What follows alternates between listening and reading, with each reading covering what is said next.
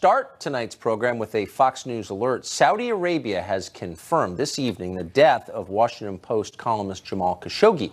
State-run media in the kingdom is reporting that Khashoggi was indeed killed. They said it happened in a fist fight at the Saudi consulate in Turkey. We'll try to explain what it all means just a minute from now. But first, an update on the facts of the case. Benjamin Hall is in Istanbul with those. Ben? Yeah, hi, Tucker. 17 long days we've waited for this explanation. Now we are getting it today, and only a few days after Secretary Pompeo flew to Riyadh and demanded answers. What Saudi state television and the Saudi prosecutors are telling us and what they're releasing publicly is that they have now arrested 18 individuals connected to the murder of Jamal Khashoggi. Now, the majority of those people, they say, were the same ones caught on CCTV in Istanbul, entering the consulate and then leaving shortly afterwards. And what they say happened inside was a fight, effectively. I'll read you some of the statement. It says, a discussion between Khashoggi and the people who met him while at the consulate led to a fight and a clash with hands, resulting in his death. And that line, with hands, is very important. Remember, all the leaks we've heard from Turkey point towards torture, dismemberment, pulling off of fingers. So Saudi Arabia clearly trying to distance itself from the gruesome nature of this story that we've been hearing. Now, among the 18 who have been arrested, 5 high-ranking figures, and this is crucial. Among them, a man called General Asiri. He is the deputy head of Saudi intelligence. He had trained in the US and the UK. He was, in fact, the former spokesman for the Saudi-led war in Yemen, a major figure in Saudi intelligence, and alongside him, a senior aide to Mohammed bin Salman, the Crown Prince. But that is as far as the connection to the royal family goes. In fact, they are denying any involvement. In fact, they're saying that they have to push back on this, completely restructured the intelligence services in light of this. So they are coming with a line of total deniability. Now, Saudi sources also saying that the king himself reached out to President Erdogan a couple of hours before this news broke. He wants to smooth over relationships with that country. The last 2 weeks have been torturous over here, a geopolitical storm, and that he's trying to put to rest. But the bigger question now, can he settle issues with the US? We're waiting for a statement from the White House now. We are waiting for that, but what we have been hearing from on Twitter are a number of senators. We've heard from Lindsey Graham. He isn't believing it. You remember a couple of days ago he came out firmly against Mohammed bin Salman. Well, he has been saying, to say I am skeptical of the Saudi narrative about Mr. Khashoggi is an understatement. So this may smooth over some of the cracks as far as regional politics go. Whether or not it has a lasting issue in the US, we just don't know yet. We are getting breaking news constantly. I'm speaking to Saudi sources. This is the story we were expecting, the sense that this was an interrogation gone wrong. It was sanctioned by someone quite high-leveled, but not in the royal family. That's what we are getting now, and we have to see how it plays out. Is there lasting damage done between the US and Saudi Arabia? We have to see. One big question: where is the body? Who sanctioned it? Why did 15 of them go to the consulate to interrogate one man? Those remain unanswered today, and we will try and bring you all of them as we get them from here. Tucker? Where's the body? Great question. Ben, thank you very much. So there you have it. Khashoggi is, in fact, dead, as we have already been told, and the Saudis did it. They admit it now. What should we make of this? Well, the usual head nodders on TV seem stunned by the news. They can hardly believe that a bloodthirsty medieval theocracy would do something like this. Really? The Saudis? The same people who cut off the hands of thieves and behead adulterers in public parks? The same regime that is currently prosecuting one of the world's cruelest wars in one of the world's poorest countries, Yemen. You're telling me these people murdered a political opponent? Doesn't sound like the Saudis we know. Come on. Of course they did it. We knew they did it. Their only concern was getting caught. Now they have been caught, and they probably regret the whole thing. All of that makes sense. None of it is surprising. What is confusing is the wave of false posturing on display from our own mindless ruling class. Khashoggi's death, they're telling us, is now somehow the most important story in the world. Far more important than the many political murders China commits each year, far more than Saudi Arabia, or the countless children the Saudis have bombed and starved to death in Yemen. More than that, they're telling us it's a moral litmus test, the latest in a long series of moral litmus tests that are delivered to us by Fiat on cable news. Support this, don't support that, otherwise you're a bad person. That's the message of almost every show. Share my beliefs or you are damned. Now, in this case, it's a little confusing because keep in mind, these are the same people, the ones commanding you to hate the Saudis, who just months ago were uncritically repeating Saudi talking points right from the embassy. Remember when we bombed Syria last spring and bombed it the year before? Well, the Saudis pushed that. Everyone knew that. It might have been nice to hear that on television. We could have used some media skepticism at the time, but no. Only this show pretty much brought that up. The rest of the press loved it. They love all wars. The more distant and the more pointless, the better. Okay, but spare us the theatrics now. This is a stunt. It's an international incident hyped and manufactured for domestic political goals. Here are the goals. Watch this. The president is completely in the pocket of any other dictators in the world because he admires their ability to basically kill or tacitly allow the death of anybody who criticizes them. When Donald Trump calls the press the enemy of the people, and it's not implausible that the Saudis heard that and thought, no one is going to care. After all, these people are the enemies of the people. And you see it with his complicity, and it is complicity in the murder of a Washington Post columnist by a Middle Eastern thug. Spare me. Meanwhile, today, Congressman Joaquin Castro floated the bizarre theory that Khashoggi's murder was ordered by Jared Kushner. Even CNN seemed confused by this. Watch. Let me get to the point that I think is most disturbing right now. The reporting that Jared Kushner may have, with U.S. intelligence, delivered a hit list, an enemies list, to the Crown Prince, to MBS in Saudi Arabia, and that the prince then may have acted on that, and one of the people that he took action against is Mr. Khashoggi. Just to be clear, Congressman, we don't have, I just want to be clear for our viewers, we do not have that reporting. Yeah, that's a sitting member of Congress who just said that. These are not serious people. They know nothing. They will say anything. They are buffoons. Spare us the lectures, please. We'll have more on news from Saudi Arabia in just a few minutes. But first, another Fox News alert for you. Mexican authorities are trying to stop a caravan of migrants headed north to the United States. That may literally be beyond their power. Trace Gallagher has the latest on that story. Trace?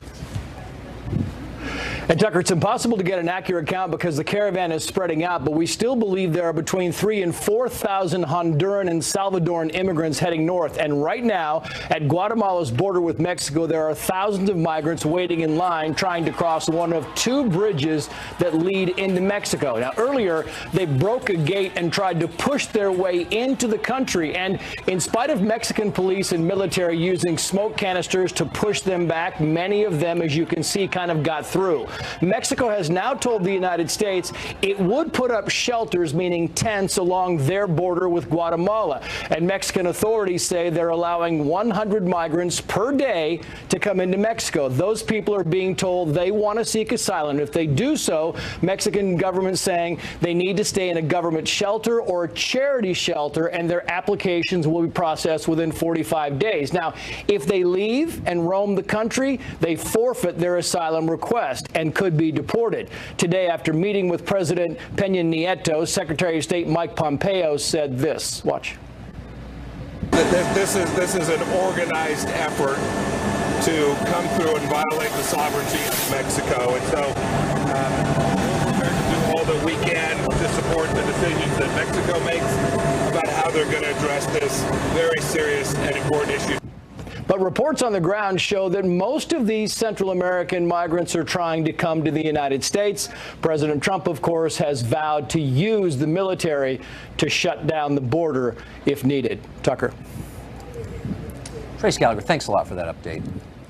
Meanwhile, the midterm elections are around the corner, 18 days from right now. And the central question remaining isn't just who will win Congress, whether the Democratic Party will remain a legitimate political organization or become something else entirely. Elements of the Democratic coalition are becoming radical. Some are threatening violence, some are advocating violence. Others are taking the next step and engaging in violence. Even the party's leaders, those with the deepest ties to the establishment and the most to lose, are suddenly saying things that would have been unimaginable just a year ago. Here, for example, is Nancy Pelosi. Watch her explain that people will be hurt in order to achieve the Democratic Party's goals, and that's okay. Watch. We have to have total clarity about what we do when it comes to everything. A woman's right to choose, whether it's about immigration, whether it's about gun safety, whether it's about climate. We didn't even talk about climate. And if there's some collateral damage for some others who do not share our view, well, so be it. Collateral damage. She's talking about you. Your collateral damage in Pelosi's remarkably direct calculation. Thanks for telling us. You're one of those people in the way. You're an inconvenience who will be crushed beneath the wheels of progress when it comes right down to it. Well, you're one of those infamous eggs that must be broken to make the world's greatest omelet. Just today, by the way, a New York man called Ronald DeRisi was charged for threatening Senators Chuck Grassley and Susan Collins with death. Why? Because they dared to support the Brett Kavanaugh nomination. They were in the way. So did the woman in this video. She was in the way, too. She made the mistake of wearing an NYPD hat in the presence of a leftist. Watch what happened when she did. Why are you trying to block me? I'm trying to walk here. I obey traffic signals. You're a snarky little idiot. Shut the up. Try something. I'm not gonna punch you. I'm not like your husband. I'm not gonna punch you. I'm not married. I'm not like your boyfriend or your top boyfriend who's gonna knock you out, so don't worry. My husband died in 9/11. Good for him. Good. Good. Those NYPD were a bunch of sodomizing immigrants with their bully sticks. So yeah, your husband probably should rot in the grave. I'm glad your husband died in 9/11, says a representative of the youth wing of the Democratic Party. Ann Coulter has been watching moments like these for the past 3 years and writing about them. Her new book is called Resistance is Futile: How the Trump-hating left lost its collective mind, and she joins us tonight in studio. Ann, it's great to see you. Thank you. Good to be here. So what does the Democratic Party look like 19 days from now? How do they put this all back together? They've showed us who they are. What are they when the smoke clears? I wouldn't judge how they do this fall by assume that these comments are beloved by the people. I mean, I think people have to remember a blue wave is the historic norm right now. It's very possible they'll take control of the House. Luckily, and I think a lot because of some of the things you just showed, and of course the reaction to Justice Kavanaugh, it doesn't look like they're going to take the U.S. Senate, but they ought to be having a huge blue wave, and they probably won't have it because they're insane. They've gone mad. But the people who run the party, who are vested in it, I mean, the people who hold office or whose livelihoods depends on the Democratic Party, I mean, they must be getting nervous because they can't control their base. No, they do this all the time. I mean, they did it after Ferguson.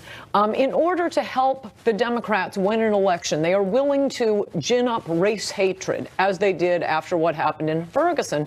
They're willing, at this point, after Kavanaugh and continuing until the election, to gin up mentally ill women. And they can't control them. I mean, once they've done it, they just walk away. And you have, I mean, you've seen the statistics on the Ferguson effect written about by Heather McDonald, among others, that the rate of blacks being murdered went up astronomically after Ferguson, and particularly in cities where there was an alleged police racist shooting. Incidentally, I've noticed that police suddenly stopped engaging in racist attacks on black people once they started wearing body cameras. You notice how they just sort of went away? I did notice the that. ACLU is actually suing some cities to make them stop wearing body cameras because they keep getting caught making false allegations of a racist cop, as a Princeton woman did. A Princeton professor made a false allegation of a cop racist stop, and there was a body camera. Utter complete lie. Does the Democratic Party ever become the Democratic Party of 2012 or 1998, or kind of a party concerned with, economics and something other than identity politics? It doesn't look like it. There was an interesting article. You won't hear these words come out of my mouth very often. In the New York Times this week by Thomas Edsall, breaking down all of these polls and how the Democratic Party has changed. And it is, I just noticed it remembered it looking at Nancy Pelosi. White liberal women have just gone off the charts on left-wing craziness, and it has nothing to do with economics. The Democratic Party, as some of us kind of noticed during the Clinton era, that was when began during the Clinton era, just abandon the working class, abandon the flyover people. It is pedal to the metal on identity politics and and, you know, the yuppie lifestyle. It's Right. basically the the moms party in of Marin and Georgetown. yuppies and welfare recipients. That's the modern Democratic Party. That's never been put more crisply or truly. Ann Coulter. Thank you. Resistance is Futile is her excellent book. Thank you. Well, the wife of DOJ official Bruce Orr appeared on Capitol Hill today. She testified about her work with Fusion GPS. We have details from that after the break.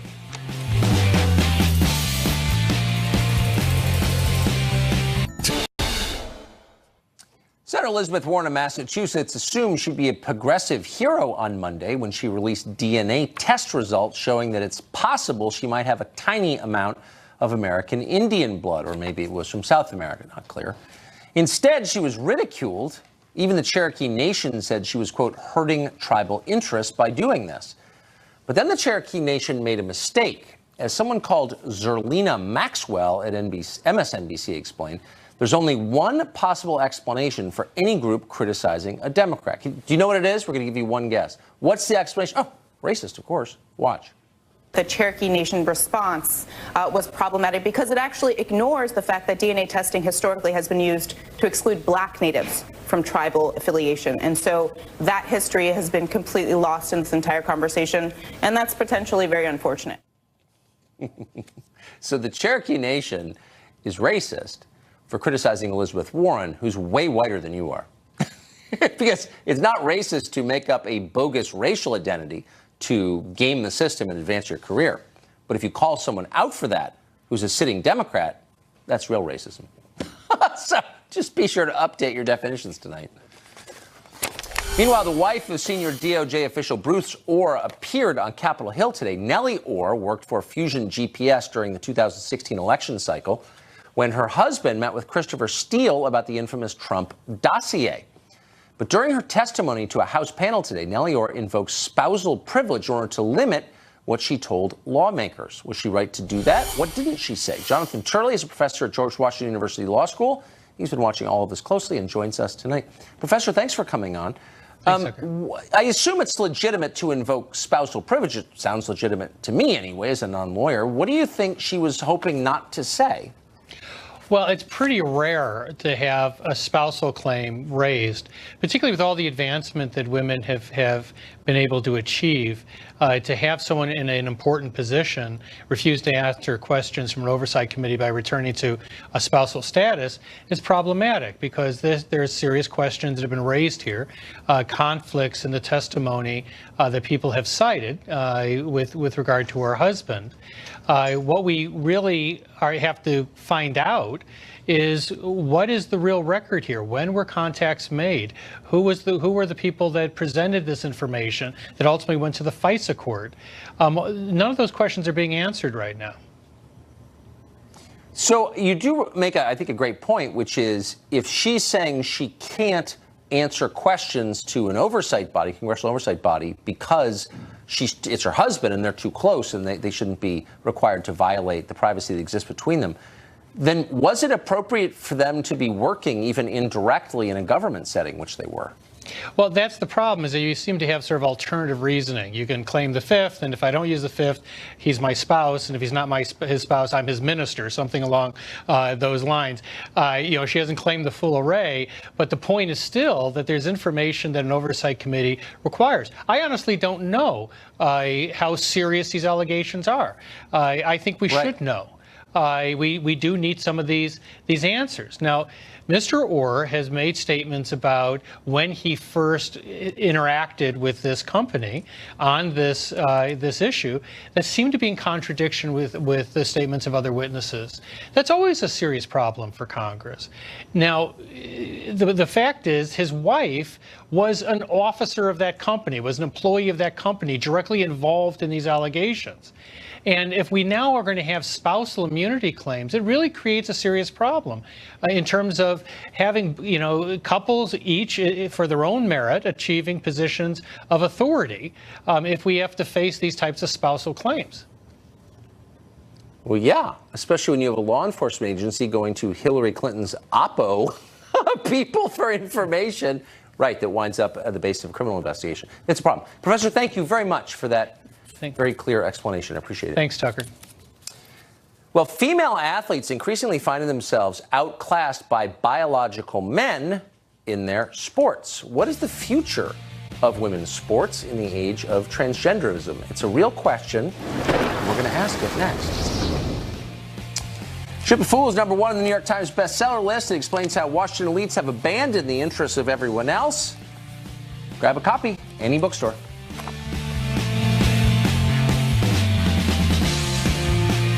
In an era of The age of female athletics may be coming to an end. A new age is upon us, the age of the transgender athlete. Rachel McKinnon, a biological male, has just become the first transgender person to win a world title in cycling. On Sunday, McKinnon won the women's 35-44 sprint at the World Championships in Los Angeles. The third-place finisher in that race has publicly complained that the result was unfair. McKinnon replied by denouncing this person for transphobia, which is almost always the way it goes. Don't respond on the merits, attack the motives. Amy Peikoff is a feminist, a talk show host, and blogs at don'tletitgo.com, and she joins us tonight. Amy, thanks a lot for coming on. Hi, thanks for having me on. It's good to be here. Oh, well, I just want to get your take on this. So, look, women's athletics exists in a separate category for a biological reason, because women on average, not all, but on average, are differently built. Yes. And so this seems like a huge challenge to the idea of women's athletics, and yet none of the people whose job it is to defend women, they tell us, are saying anything about it. Why is that? I don't know why it is, because I believe that it's a wonderful thing that most of our societies today allow for women to compete in athletics, because it gives you, the thrill of competition, a great sense of accomplishment, plus all the benefits of exercise and everything else. And this enterprise depends on segregating women for what it is. Why? Because women are on average less strong than men are, right? We have less muscle mass. And so there really is an issue here, and I'll get into the science a little if you give me a chance. But one thing I want to say overall is Professor McKinnon, I disagree with her about what a right to compete is. I don't understand it the way that she does. A right to compete does not entail the right to have an organization host a competition that is willing to accept you as a competitor. If those exist out there, it's great. And as I said, I'm very happy that we do have women's competition. But what would happen to the WNBA if men describe themselves, biological men, and I don't want to get into the debate. I mean, call yourself whatever you want, but biology's real, and if biological men compete, then that disenfranchises the women who make real salaries. Yeah, I'm going to call them transgender females because in general I'm supportive of transgenders, and I've got quite a bit of education about it from a great blogger. He goes by HD. He has a blog called Hormones Demystified, and he first of all, told me that this is a real condition, but he also pointed me to some research. And Tucker, there's very little research that is quantitative in terms of the amount of muscle mass that transgender females retain even after going through but so wouldn't you want to do, I think the essence of what you said is there's very little research. We don't know. Right, and there is one study, and the one study that does exist shows that transgender females retain more muscle mass than biological females who haven't gone through any hormone treatment. Of course they do, but why wouldn't the people in charge of protecting women from unfair competition be standing up and saying, I'm sorry, my job is to protect women? Where are the protectors? I think because so many of them are liberal-minded and they have in mind this overall right to compete again. The idea that everybody who wants to compete has a right to be allowed to participate in a competition of their choice, perhaps. But the rights of everyone else also, I would say, play a role, but not in this case. Amy, thank you for that smart explanation of it. I appreciate it. We have more on Saudi Arabia's admission that they did, in fact, kill Jamal Khashoggi. It's the biggest story in the world. Why is that exactly? Plus, it's been 2 years. Rosie O'Donnell still has not recovered from the election. Say a prayer for her. We'll show you her meltdown just ahead. We are going to right the ship. There's no way that he's going to prevail because he's evil. He's dark. It's the opposite of what America stands for. This is a Fox News alert. Saudi Arabia has admitted tonight that missing journalist Jamal Khashoggi is in fact dead. They concede that he was killed by Saudis during what they said was a fistfight in their consulate in Turkey. But while the Saudis blame what you just heard, a lot of the left has decided that President Trump is to blame somehow, though there's no evidence he was in the consulate when the killing took place. Chris Hahn is an attorney, radio show host, and former staffer to Senator Chuck Schumer. He joins us tonight. Chris, great to see you. We're all very anti-Saudi now. Thanks, Tucker. As someone who's been anti-Saudi for a long time, it's nice to have some company. Where were all these chest beaters last spring when the United States bombed Syria in part at the direction of Saudi Arabia? And everybody on the left, including your former boss Chuck Schumer, said, oh, no, it's a very good idea to do the bidding of Saudi Arabia. But now anyone who says anything about Saudi Arabia is immoral. Like, how did that change exactly? Look, I have always been concerned with Saudi Arabia. I'm a New Yorker who worked in the United States Senate after 9/11, and I don't trust them. They gave aid and comfort to the people who bombed us.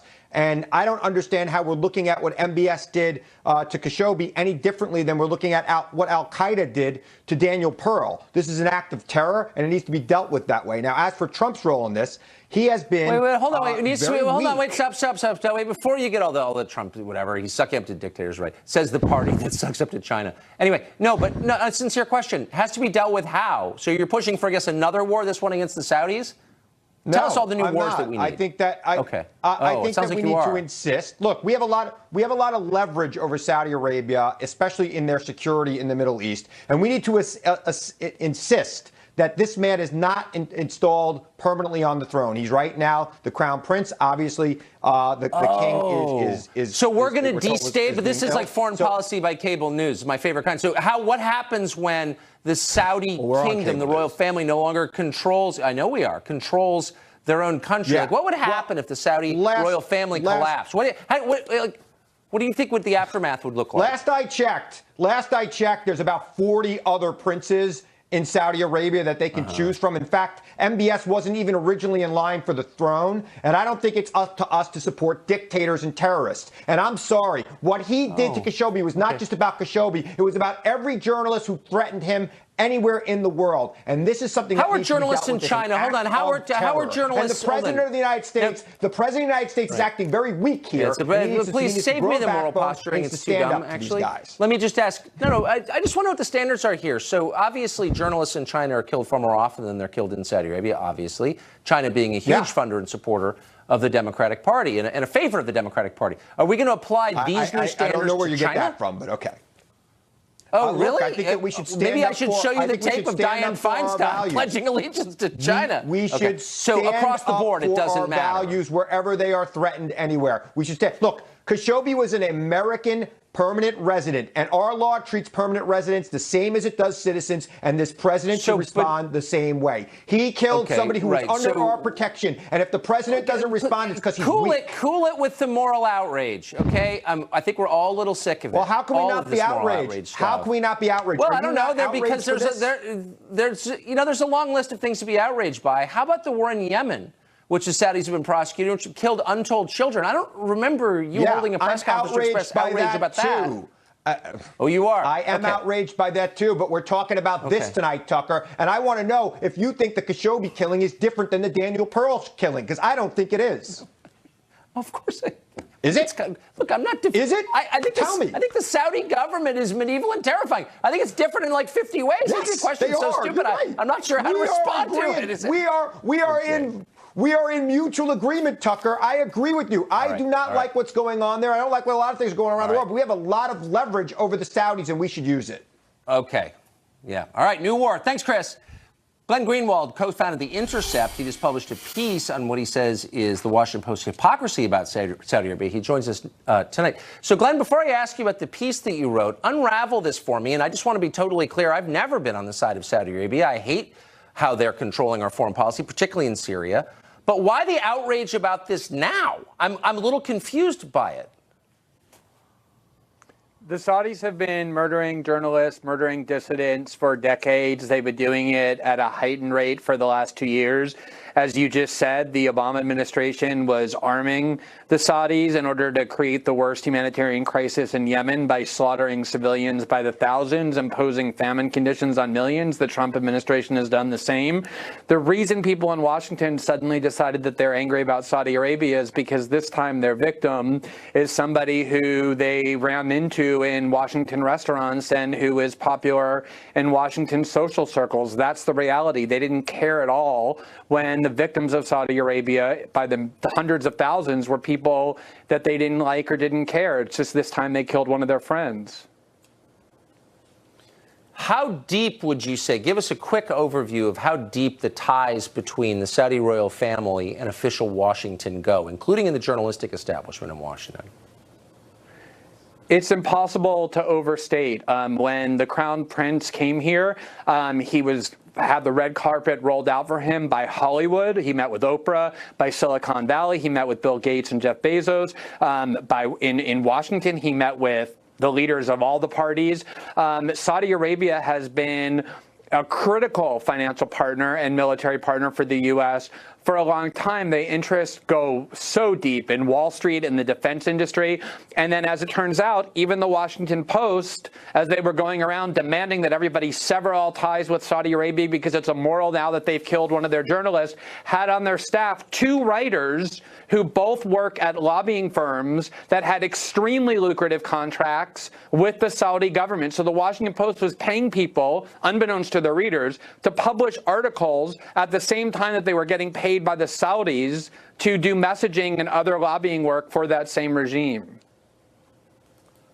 Can you very quickly tell us who they are so those of us who read the Post can know that as we assess their writing? Yeah, I mean, the 2 of them are Carter Eskew, who was the top-level Gore advisor back in 2000, who formed the Glover Park Group, which is mostly Democratic elites. And the other one is Ed Rogers, a longtime Republican operative, who is a founding partner in Haley Barbour's firm, the former head of the RNC, who was in charge of communications for the Saudis in Washington. And they were both Washington Post writers for a long time now, unbeknownst to readers, and they were only told that they had to get rid of their Saudi contracts once we published our article by the Washington Post. But so many major media outlets, including all the cable news networks, have regular commentators who work for consultant and lobbying firms who are paid to disseminate messaging unbeknownst to the people who are hearing them. And it should be a huge journalism scandal.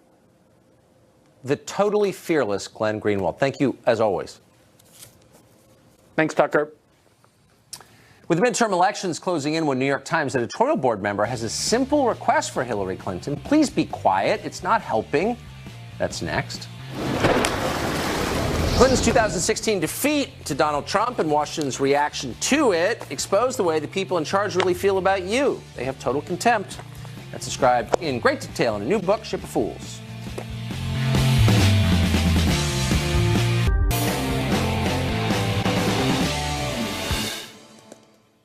Hillary Clinton failed the Democratic Party 2 years ago, but she's been determined to remain in the public eye ever since.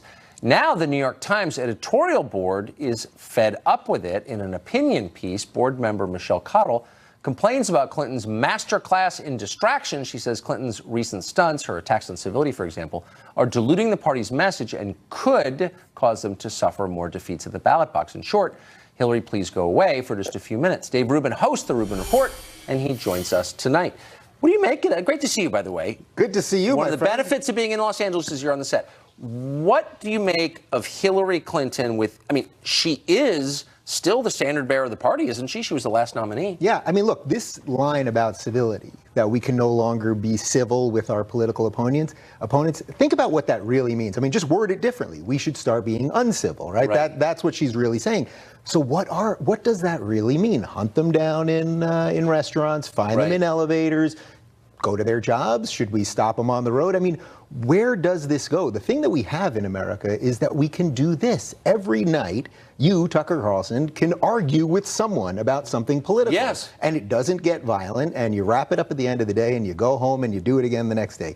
Civility is all we have, and they're making it very clear. And this is something, I say this as someone that was on the left my whole life. I've never voted. I think one time in my life I voted for a Republican, which was Mike Bloomberg at his 3rd term in New York City a long time ago, and that's really a hazy Republican situation, right? So I say this as someone that's been trying to call it out from what I considered my side for a long time. It's like, guys, let's rein this back in a little bit, because what is after civility? And I think we both know what it is, and it's pretty dangerous. I wonder if she does. I think they've realized that they've lost control of the party. The Clinton machine doesn't have control of the party anymore. The party's going through this democratic socialist or socialist Democrat, whatever this thing, they'll drop the Democrat part soon enough. And she's trying to grab anything that'll make her feel relevant again. And she's not really that relevant. And in a weird way, she has to get out of the way for this other thing to take over. Not that I think the other thing is great, because believe me, I actually think this other thing, the more far left wing of the party, is much worse. I'd take Hillary Clinton any day over some of these people. We're going to look back and go, man, the Clintons were the good old days. And I say this, I voted for Bill Clinton twice. Okay, so Hillary, they're losing control, and that's why Eric Holder, when they go low, we kick them. All of these things, these are not coincidences. Right. This is not, Maxine Waters, find them and hunt them down, or whatever she said. And Cory Booker did the same thing. And I've seen articles about find Tucker Carlson in a restaurant. He's so upset that he won't be able to go to a restaurant. And it's like, if that's where we're at, we will look back and go, man, we really screwed up the most beautiful experiment that has ever been done in world history about how do you get different people from all over the world to come together and live together. We've done it right here. And it doesn't mean it's perfect for everyone. It doesn't mean that there aren't some racists. It doesn't mean that we have class issues and economic issues and all sorts of things. But if we don't pull back this thing, it will be much worse. And it will be much worse faster than anyone can imagine. It's totally right, because it's more fragile than we acknowledge. Yeah. Dave Rubin, great to see you. Likewise, my friend. Very much. Rosie O'Donnell has been in a long-running, mostly one-sided battle with Donald Trump for many years. We'll end this week with the highlights of what she recently said, because, while disturbing, also kind of amusing. This is not Russia. To Donald Trump and his pathetic band of white, privileged, criminal businessmen, I would like to say to him, niet, sir, niet, niet,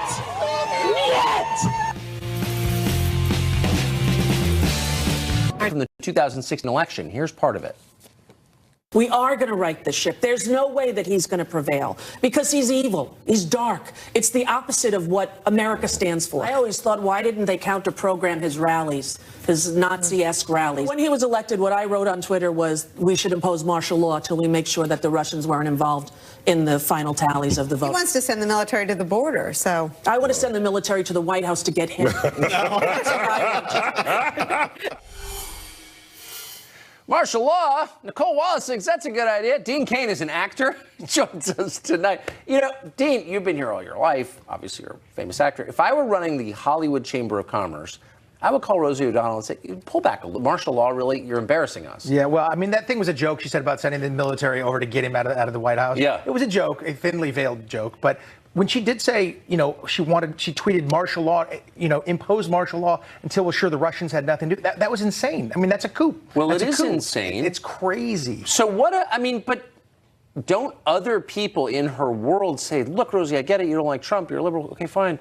But you're discrediting yourself and the rest of us by acting like a mental patient on TV. Don't do that. Well, that sounds entirely reasonable, Tucker. Why would something like that happen? No, I guess that's right. Completely reasonable. No, I know Rosie. I knew her back on our show back in the day, and we were very friendly and wonderful. I don't know that she would talk to me now, but I disagree with her. Yeah. And I would be happy to sit across from her and say, I disagree. And even on that show, all they did was laugh, and they're all on the same side. Why didn't anybody offer a dissenting opinion and say, well, that doesn't make any sense? Why don't Nicole Wallace say, really, martial law? I mean, because that seems a little, So how often do you hear stuff like that here at dinner? Monday through Sunday. Monday through Sunday. Occasionally, I just won't go to dinner, so I'll miss it that night. So it's ubiquitous. It's constant. And on every film set, I hear it all the time. But here's the funny thing. I'll hear it from some of the actors, but then we'll go through and we're shooting something, and the grip will give me a little bump, like, hey, I'm with you. I know. That's such an interesting point, and I've noticed this exact thing. How different are the political views of the crews, the sometimes unionized wage-earning crews, from those of the celebrities working on the set? I would say they're diametrically opposed. That's been my experience, and I've only been doing this for about 40 years. So don't the actors at some point say, I'm supposed to be on the side of the average person, the underdog. I'm surrounded by underdogs, people making 1/100 of what I make. but I hate them for their views? Is there any like dissonance? No, they don't hear that at all because actors are, we hear all we hear is what we want to hear most of the time. I'm putting myself in that camp because I am an actor, but I'm a Princeton-educated kid. I travel the world. I do things that I think have some substance in them. I talk to world leaders. I'm in bad places. But a lot of these people, you're coddled as an actor. And you're told, oh, you're so great all the time that people start to believe it, and they start to believe that their opinion means more than the guy who's,